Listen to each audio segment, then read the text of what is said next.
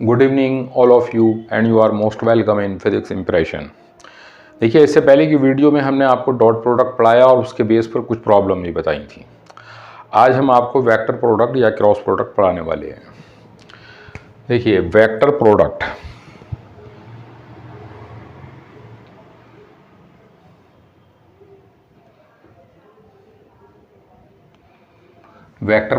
इसका दूसरा नाम क्रॉस प्रोडक्ट भी है।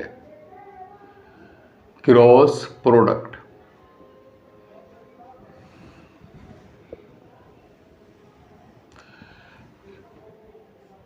देखिए, क्या होता है कि जब दो वेक्टर के प्रोडक्ट से हमें कोई वेक्टर क्वांटिटी ही मिलती है तो इस टाइप का प्रोडक्ट जो है वो वेक्टर प्रोडक्ट कहलाता है।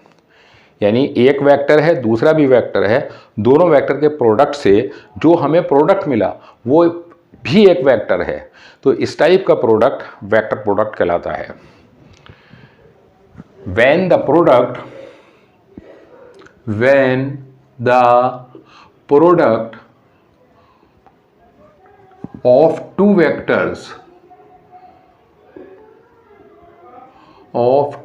vectors gives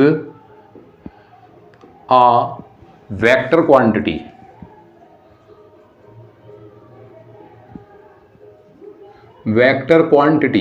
then this type of product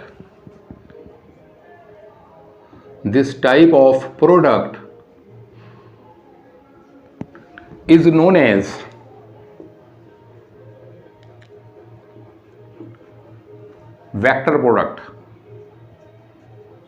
vector product. देखिए, इस टाइप के प्रोडक्ट को हम क्रॉस से रिप्रेजेंट करते हैं, इसलिए इसको क्रॉस प्रोडक्ट भी कहते हैं। It is represented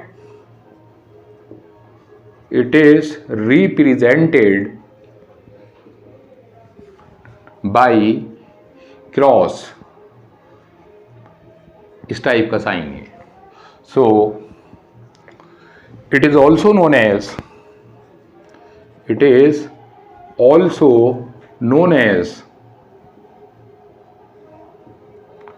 cross product.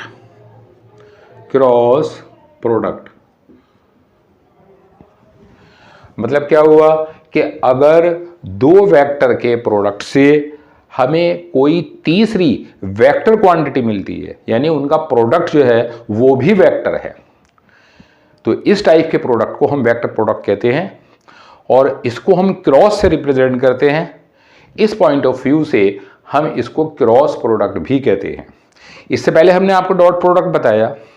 Dot product में क्या होता है कि दो वेक्टर के प्रोडक्ट से जो हमें प्रोडक्ट मिला वो एक स्केलर क्वांटिटी है, लेकिन यहां दो वेक्टर के प्रोडक्ट से जो प्रोडक्ट हमें मिल रहा है दैट इज अ वेक्टर, इसलिए इसको हम वेक्टर प्रोडक्ट कहते हैं। इसका एग्जाम्पल क्या है? देखिए, एग्जाम्पल टॉर्क। देखिए, टॉर्क जो होता है वो फोर्स और पोजीशन वेक्टर का क्रॉस प्रोडक्ट होता है। अब देखिए, हमारे पास फोर्स एक वेक्टर है, पोजीशन वेक्टर ये भी एक वेक्टर है, तो टॉर्क बराबर होता है आर क्रॉस एफ। तो टॉर्क इज अ वेक्टर, तो torque that is the example. इस तरह से कोई भी वेक्टर अगर दो वेक्टर के क्रॉस प्रोडक्ट से मिलता है तो वो वेक्टर होता है।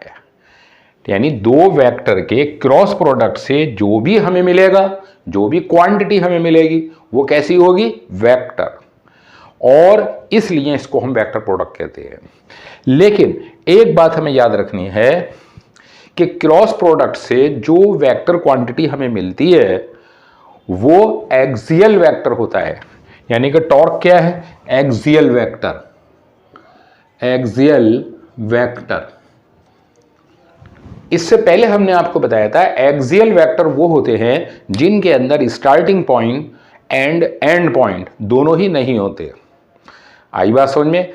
यानी इस टाइप के वेक्टर्स के अंदर ना ही टेल होता है और ना ही हेड होता है। ठीक है। अब देखिए ये टॉर्क हमारे पास इसका एग्जाम्पल है। अब देखिए जैसे मान लीजिए हमारे पास दो वेक्टर हैं, एक वेक्टर हमारे पास A है और दूसरा वेक्टर हमारे पास B है, और ये दोनों वेक्टर एक दूसरे के साथ थीटा एंगल पर इंक्लाइंड है। ठीक है, तो क्रॉस प्रोडक्ट या वेक्टर प्रोडक्ट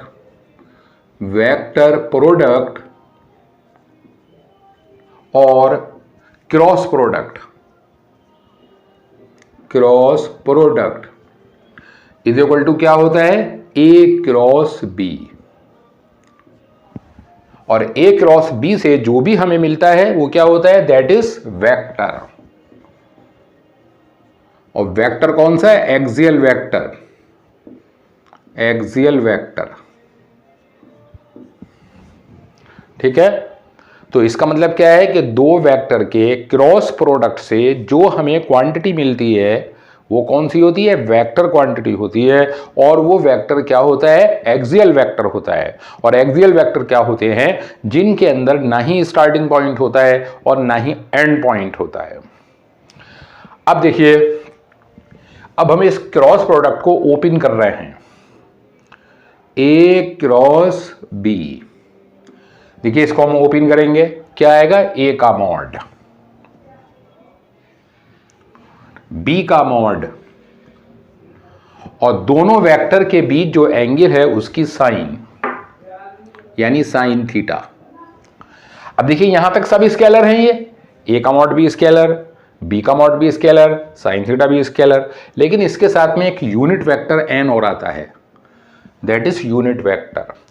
और जब भी किसी वेक्टर की किसी स्केलर से हम मल्टीप्लाई करते हैं तो वो वेक्टर बन जाता है। तो इस यूनिट वेक्टर के आने से ये पूरा क्या बन गया, वेक्टर। अब देखिए इसको हम ऐसे भी लिख सकते हैं, A B sign theta unit vector n। देखिए किसी वेक्टर के मॉड को लिखने के मैंने आपको दो तरीके बताए थे कि या तो वेक्टर लगाएं और उसे दो पैरेलल लाइन के बीच बंद कर दें, या दोनों ही हटा दें। तो ये उसके मॉड को रिप्रेजेंट करता है, ए वेक्टर और मॉड, और या सादा लिख दें इसको हम, तो ये दोनों ही एक ही चीज को रिप्रेजेंट करते हैं। अब देखिए A क्रॉस B की ये वैल्यू हमारे पास आ जाती है। अब हमें ये देखना है कि ये A क्रॉस B का के अंदर क्या आया है, यूनिट वेक्टर n आया है। तो यूनिट वेक्टर n का डायरेक्शन वही होता है जो A क्रॉस B का होता है। अब देखिए अब हम इसका डायरेक्शन निकाल रहे हैं।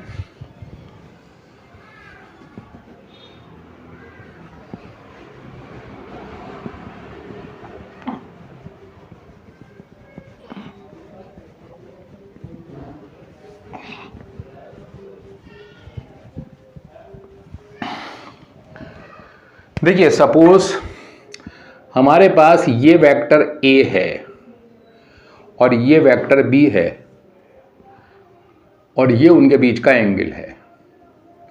तो A क्रॉस B का डायरेक्शन हम राइट हैंड स्क्रू रूल से निकालते हैं। कैसे, A से B की तरफ उंगलियां मोड़ें तो ये थंब जो है वो A क्रॉस B की डायरेक्शन को रिप्रेजेंट करेगा। अगर हम इसको प्लेन ऑफ पेपर के अकॉर्डिंग देखें तो A से B की तरफ जब उंगलियां मोड़ेंगे तो ये थंब प्लेन ऑफ पेपर के परपेंडिकुलर होगा। और इस बोर्ड के अंदर क्या देख रहे हैं हम, A से B की तरफ जब उंगलियां मोड़ रहे हैं तो ये थंब जो है कैमरे की तरफ को है।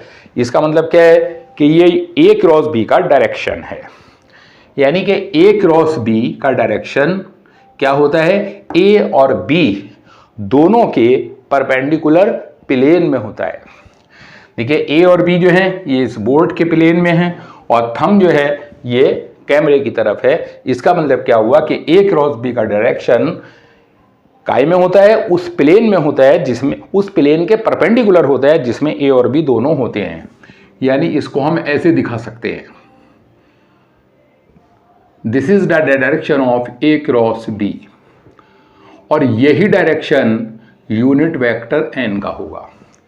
यानी A क्रॉस B का डायरेक्शन वही होता है जो यूनिट वेक्टर n का होता है। तो इसकी डायरेक्शन हम कैसे देते हैं? राइट हैंड स्क्रू रूल से। Direction of cross product,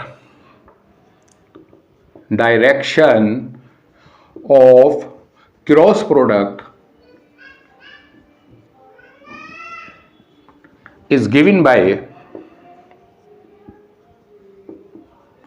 right hand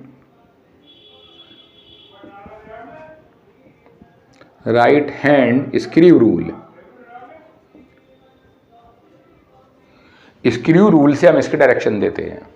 तो इस तरह से हम ये देख रहे हैं कि अगर हम बी क्रॉस ए का डायरेक्शन निकालें, ठीक है, सपोज ये वेक्टर ए है, ये वेक्टर बी है और दोनों के बीच एंगल थीटा है। अगर हम बी क्रॉस ए देखें तो बी क्रॉस ए डाउनवर्ड होगा। This is the direction of B cross A और यूनिट वेक्टर एन। इसका मतलब क्या हुआ कि A cross B and B cross A both are different in direction, यानी दोनों के डायरेक्शन एक दूसरे से डिफरेंट होते हैं जबकि दोनों मैग्नीट्यूड में सेम होते हैं। अब देखिए,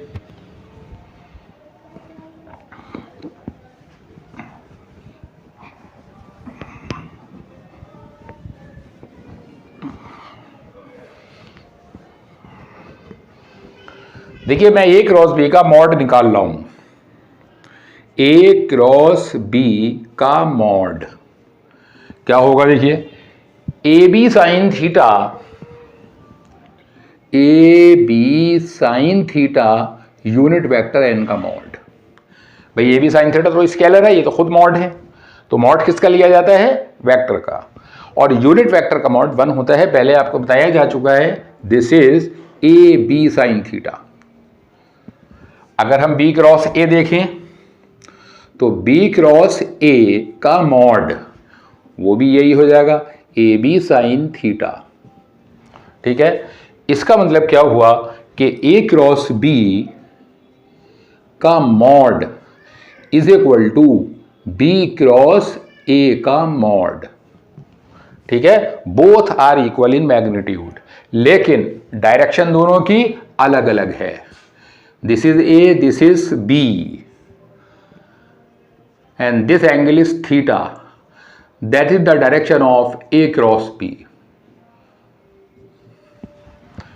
कैसे निकालते हैं डायरेक्शन? ए से बी की तरफ राइट हैंड की फिंगर्स को टर्न करते हैं, ए से बी की तरफ, जो पहले है उससे। ठीक है, तो थंब जो है ये ऊपर की तरफ आ जाएगा। अगर हम प्लेन ऑफ पेपर के अकॉर्डिंग देखें, कॉपी के अकॉर्डिंग देखें, तो ये थंब जो है वो प्लेन ऑफ पेपर के परपेंडिकुलर अपवर्ड होगा। और अगर बी क्रॉस ए देखें तो ये थंब जो है नीचे की तरफ आ जाता है, that is B cross A. तो यहां हम एक बात ये अच्छे तरीके से देख रहे हैं कि ए क्रॉस बी और बी क्रॉस ए डायरेक्शन में अपोजिट हैं, और दो वेक्टर के इक्वल होने के लिए क्या कंडीशन होती है कि वो इक्वल इन मैग्नीट्यूड हो और सेम इन डायरेक्शन हो। लेकिन यहां डायरेक्शन सेम नहीं है, इसलिए A cross B not equal to B cross A, यानी ए क्रॉस बी और बी क्रॉस ए आपस में इक्वल नहीं होते। इक्वल होने के लिए, दो वेक्टर के इक्वल होने के लिए क्या है? नंबर 1 उनका मैग्नीट्यूड सेम हो, नंबर 2 उनकी डायरेक्शन भी सेम हो। तो यहां ए क्रॉस बी और बी क्रॉस ए दोनों मैग्नीट्यूड में सेम हैं लेकिन डायरेक्शन में अपोजिट हैं, इसलिए ए क्रॉस बी कभी भी बी क्रॉस ए के बराबर नहीं हो सकता। जबकि A dot B is equal to B dot A होता है, क्योंकि ए डॉट बी या बी डॉट ए में कोई डायरेक्शन नहीं है, इसलिए A dot B is equal to B dot A होता है, लेकिन A cross B not equal to B cross A होता है।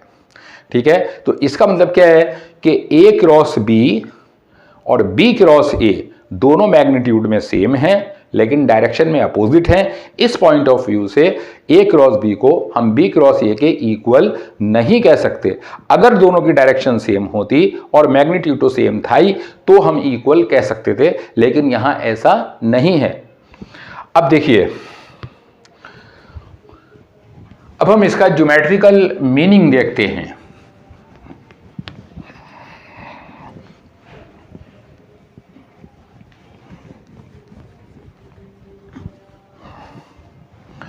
ज्योमेट्रिकल मीनिंग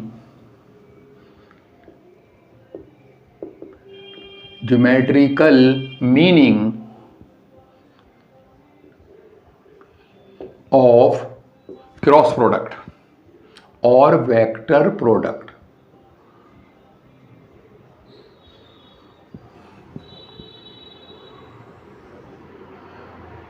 देखिए वेक्टर प्रोडक्ट या क्रॉस प्रोडक्ट का ज्योमेट्रिकल मीनिंग क्या है, इससे हमें क्या मिलता है, ये हम देख रहे हैं।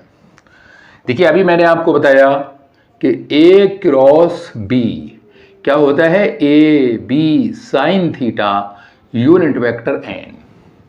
ठीक है, अगर हम इसका मॉड ले लें तो ए क्रॉस बी का मॉड इज इक्वल टू क्या होगा, A B sine theta unit vector N का मॉड, और यूनिट वेक्टर एन का मॉड 1 होता है, ए बी साइन थीटा। अब देखिए इसको हम इस तरह से लिख सकते हैं, ए बी साइन थीटा। अब देखिए क्या हुआ है, मान लीजिए हमारे पास ये वेक्टर ए है, ठीक है। अब मान लीजिए दूसरा वेक्टर ये है और इनके बीच का एंगल थीटा है। अब देखिए यहां से हमने ये पैरेललोग्राम पूरा किया,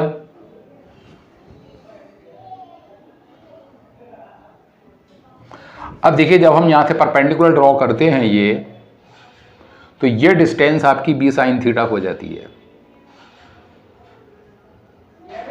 और ये डिस्टेंस आपकी ए हो जाती है। तो इसका मतलब क्या हुआ कि ए क्रॉस बी का मॉड हमारे पास क्या आ रहा है, ए बी साइन थीटा, यानी base into altitude, that is area of parallelogram. Area of parallelogram, इसका मतलब क्या है कि दो वेक्टर का अगर हम क्रॉस प्रोडक्ट लें और उसका मॉड ले लें, तो उसका मॉड काय को शो करता है, एरिया ऑफ पैरेललोग्राम को। तो ये बात आपके समझ में आ गई होगी कि mod of cross product of two vector gives the area of parallelogram. अगर इसको हम हाफ कर दें तो हमें एरिया ऑफ ट्राइंगल मिल जाएगा। Area of triangle is equal to half of A cross B का मॉड। यानी अगर दो वेक्टर का हम क्रॉस प्रोडक्ट लें और उसका मॉड लेकर हाफ कर दें तो हमें क्या मिल जाएगा, उन वेक्टर से बनने वाले ट्राइंगल का एरिया मिल जाएगा, दैट इज दिस एरिया। और अगर हाफ ना करें तो पूरे पैरेललोग्राम का एरिया मिल जाएगा। ठीक है, अब देखिए एक चीज यहां हम आपको और बता दें,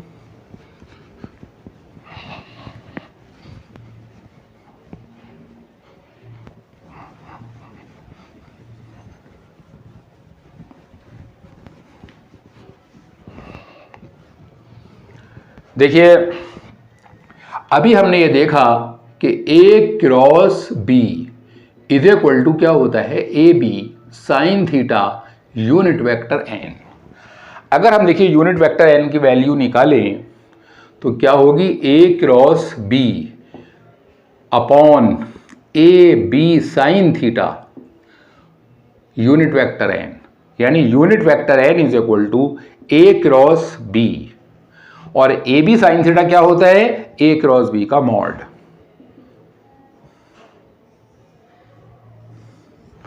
इसका मतलब क्या हुआ कि अगर हम दो वेक्टर का क्रॉस प्रोडक्ट निकालें और उसका मॉड निकालें और क्रॉस प्रोडक्ट को उसके क्रॉस प्रोडक्ट के मॉड से डिवाइड कर दें तो हमें यूनिट वेक्टर मिल जाता है। इस तरह से हम यूनिट वेक्टर को फाइंड आउट कर सकते हैं। अब देखिए अगली चीज आपको ये बता रहे हैं,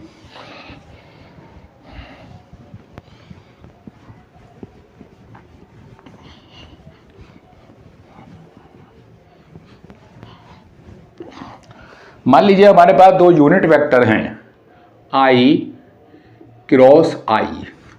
आई यूनिट वेक्टर होता है एक्स एक्सिस के अलोंग। अब देखिए अगर हम इसका क्रॉस प्रोडक्ट लें तो आई का मॉड दोनों के बीच का एंगल यानी साइन 0 और यूनिट वेक्टर एन। अब क्या होगा, 1 1 और sine 0 0, this is equal to 0।